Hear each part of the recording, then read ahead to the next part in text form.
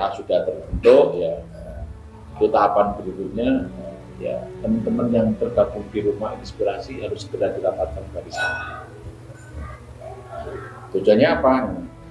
Agar nanti ada persamaan persepsi tentang rumah inspirasi yang sudah sama-sama kita bangun kan, seperti itu. Terus berikutnya yang perlu juga kita pahami bersama ya, kelompok rumah inspirasi yang sudah kita bangun itu ya tidak serta-merta kita biarkan ya nunggu bantuan datang ya, nggak ada kegiatan sama sekali karena belum dapat bantuan ya kita nggak ada kegiatan ya. Saya sama-sama kemarin belajar dari kelompok-kelompok yang dibentuk dulu di 2014, kelompoknya Mas CSDRY, kelompoknya Mas Indra CSDRE, Mas Irul CSDRA ya, itu mereka membuat wadah kelompok-kelompok, ada kelompok ternak dan ada kelompok tani dan kelompok-kelompok yang lainnya. Itu setelah dibentuk mereka itu nggak serta-merta dapat bantuan, butuh waktu yang agak lama dulu ya. Yang pertama ya karena memang saya masih baru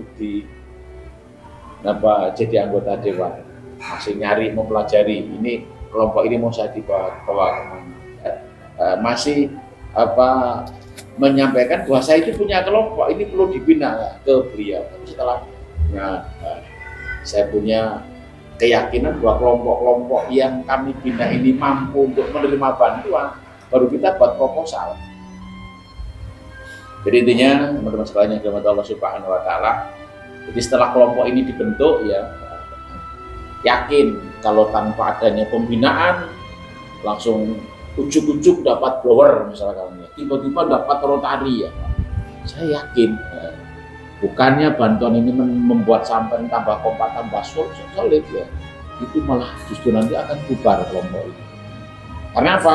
Nggak ada pembinaan, saling curiga ya, dan seterusnya. Hanya saya sudah ngomong sama Pak Muji juga kan ya, ini pentingnya nanti pembinaan. Ini kalau bisa nanti itu minimal ya,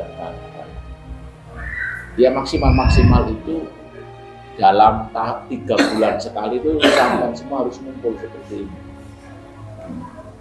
Anggotanya wong selawe ya, 6 likur ya, 26 ya, 78 bulan sekali ya, sampai ke tempatan nanti kan, bener kan ya? Jadi ini nanti sifatnya kan giliran nanti kan ya. Kenapa harus giliran? Biar nanti saling silaturahim. Misalkan nanti malamnya pun disepakati, silakan nanti ini bulan 5 ya, taruhlah bulan 6, 7 bulan Agustus akhir, nanti pertemuan perdana.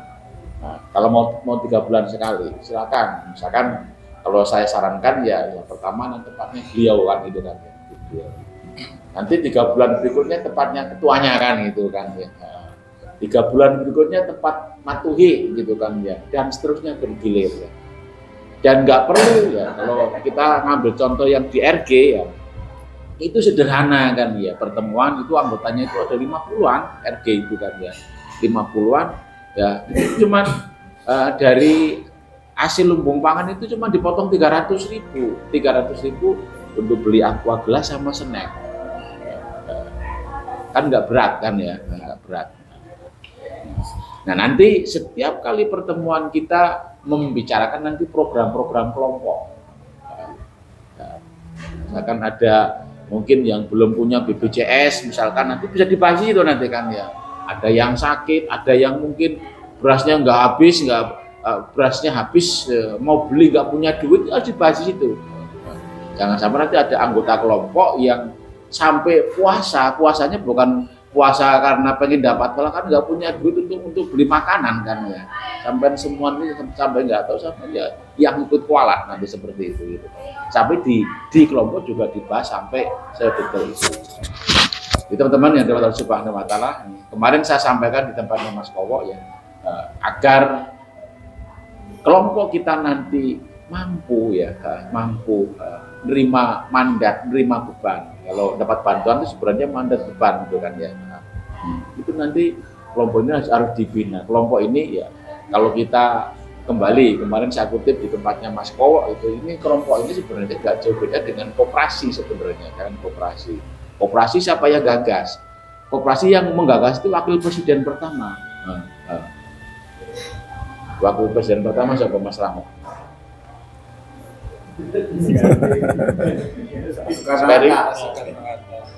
Muhammad Hatta. Iya, Bung Hatta ya. Jadi yang menggagas koperasi pertama itu Bung Hatta. Gagasan koperasi yang digagas oleh beliau kalau benar-benar dijalankan ya sudah sejahtera. Masyarakat kita sudah adil makmur kalau dijalankan. Tapi karena koperasi diplesetkan ya, bukan untuk membuat masyarakat sejahtera, malah diplesetkan jadi koperasi ya, koperasi membuat masyarakat menderita sekarang. Nah, kita kembalikan ya, sampaikan Pak tadi, nanti kelompok kita ini akan dikelola dengan yang pertama manajemen yang benar, yang lurus, terus kemudian ya dengan prinsip jujur dan adil, gitu kan ya. Jadi manajemen yang benar itu yang seperti apa ya?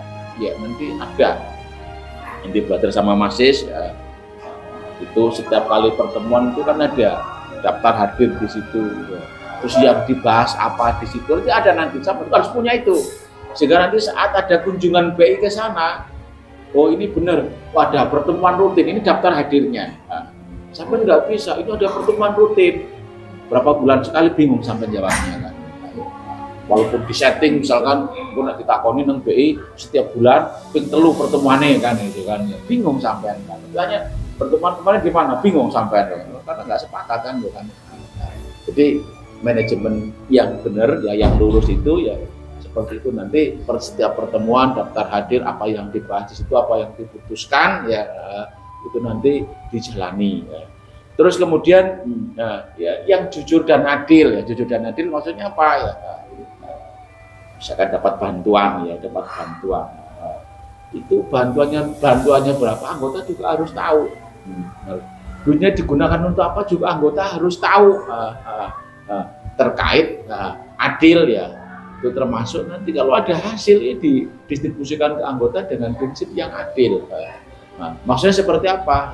Adil bukan berarti dibagi roto, misalkan Mas Tamu sudah mikir, dong aku sih nggak proposal Pak Muji, aku sih melu nang rono maksud dibagi podo.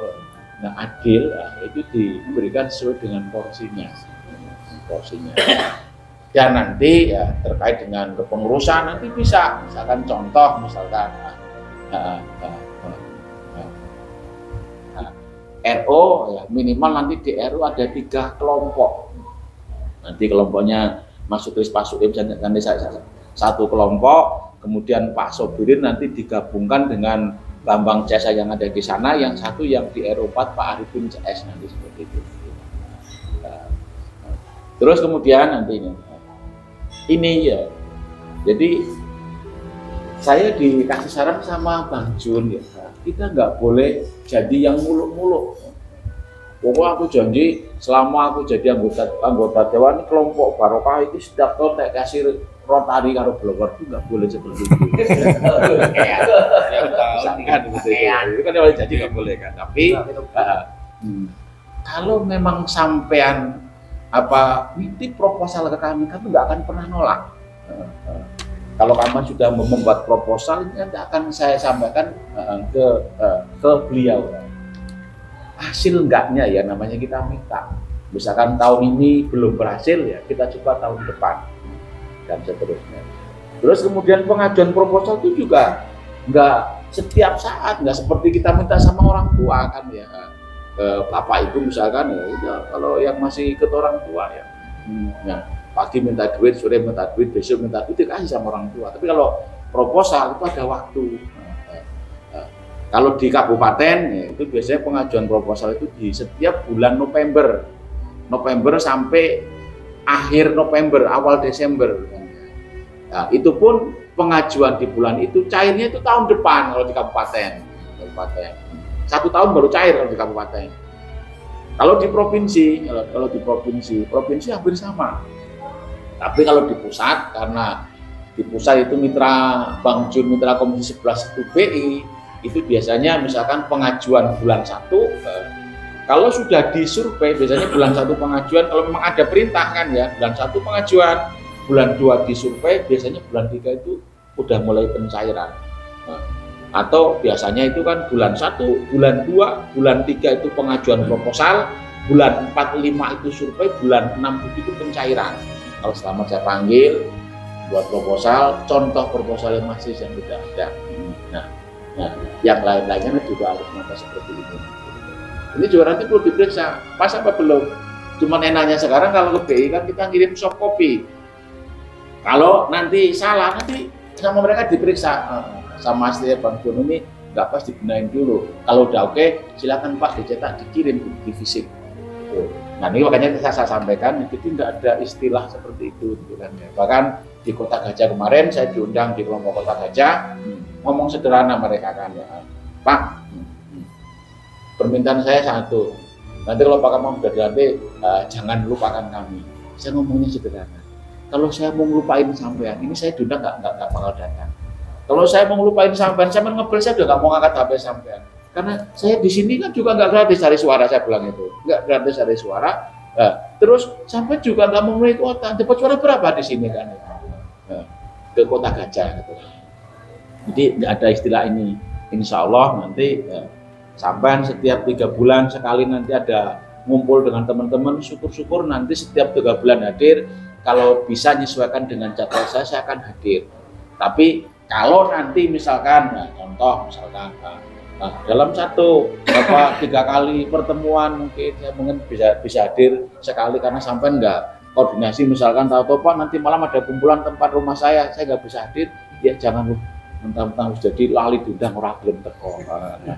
Jadi hilangkan prasangka-prasangka yang seperti itu, karena prasangka-prasangka itu juga doa, termasuk dari doa.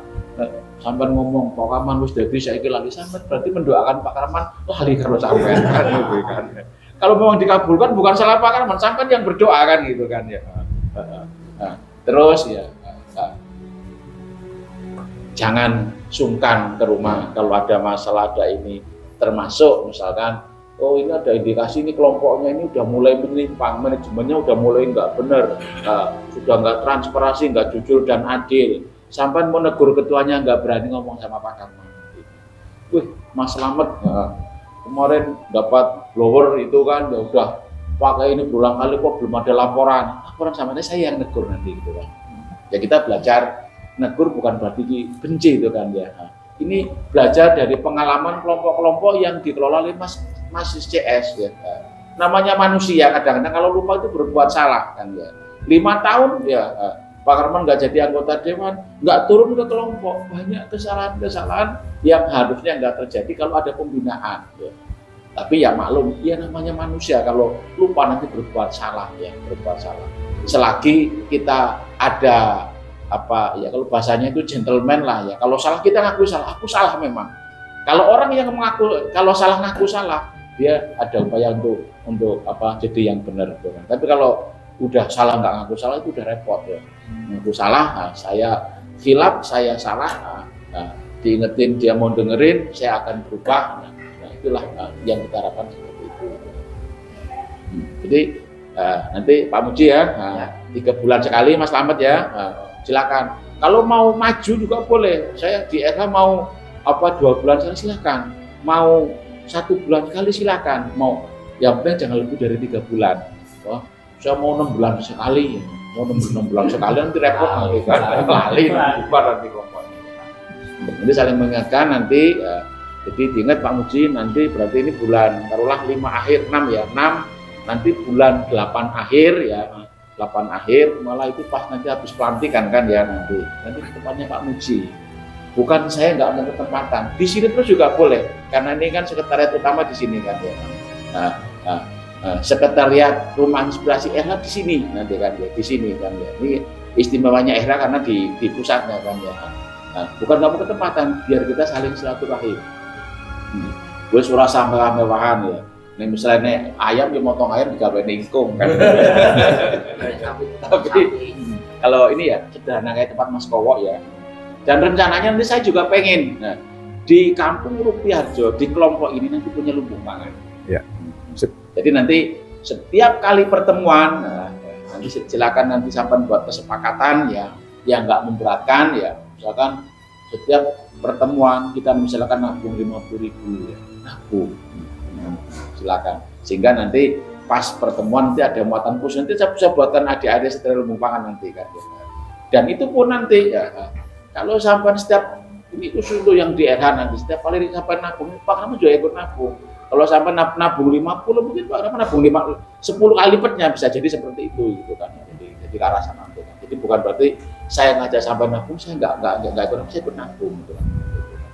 Itu opsi nanti ya. Nah, nanti dibahas silakan nanti. Mungkin kalau ada saya mungkin sampai mau bahas nggak enak karena internal kelompok Rumah Inspirasi daerah kalau sampai mau punya program ini dan terusnya silakan dibahas di internal kelompok. Yang pasti ya, nanti NO ini Pak Adi ini prioritas nanti segera dibentuk nanti kan langsung pertama nanti Pak Suhaib nanti.